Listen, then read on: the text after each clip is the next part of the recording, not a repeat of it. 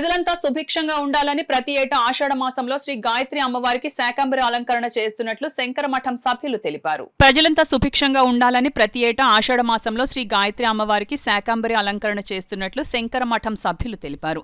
కాకినాడ రామారావుపేటలో గల శంకర మఠంలో ఆషాఢ మాసం పురస్కరించుకుని శ్రీ గాయత్రి అమ్మవారికి శాకంబరి అలంకరణ కార్యక్రమాన్ని నిర్వహించారు.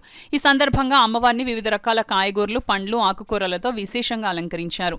అదేవిధంగా శంకర మఠం కమిటీ భక్తులు, మహిళలు కలిసి శ్రీ గాయత్రి అమ్మవారికి వివిధ రకాల స్వీట్స్ తో, పండ్లతో, పూలతో, పసుపు, కుంకుమ, చీరలతో ఊరేగింపుగా వెళ్లి అమ్మవారికి సమర్పించారు.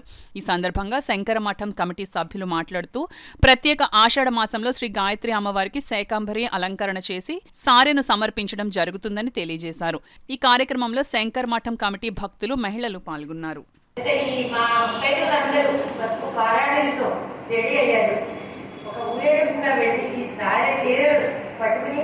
ఊరేగించి ఆ తల్లికి సమర్పించుకుంటూ మంచి రెడీగా ఉన్నారు, సంసిద్ధంగా ఉన్నారు, రెడీగా ఆనందాలతో, నవ్వులతో, పువ్వులతో ఎంతో సంతోషంగా హ్యాపీగా వాళ్ళని చూసుకుంటే మనకి ఎంతో ఆనందంగా ఉంటుంది.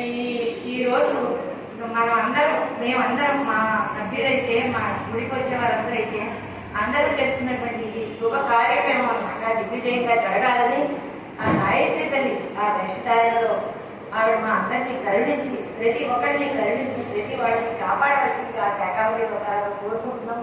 మా కమిటీ సభ్యులందరూ, మా మెంబర్స్ అందరూ కూడా అంటే ఇప్పుడు ఊరేగింపు కొంచెం దూరం సరదాగా వెళ్తారు.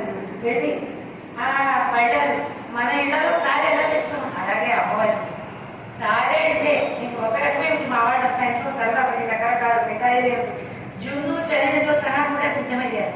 అంత బాగా చేసుకున్నారు. మీరు ఒకసారి కావాలంటే చూడండి. అందరూ కూడా జున్ను కూడా పెట్టుకున్నాం. ఎప్పుడు జున్ను అనేటువంటి అన్ఎక్స్పెక్టెడ్ చదివిడి ఇవన్నీ కూడా ప్రత్యేకం ఒక గ్రామ చేయాలి. అలా నీ కొట్లలో కొనకుండా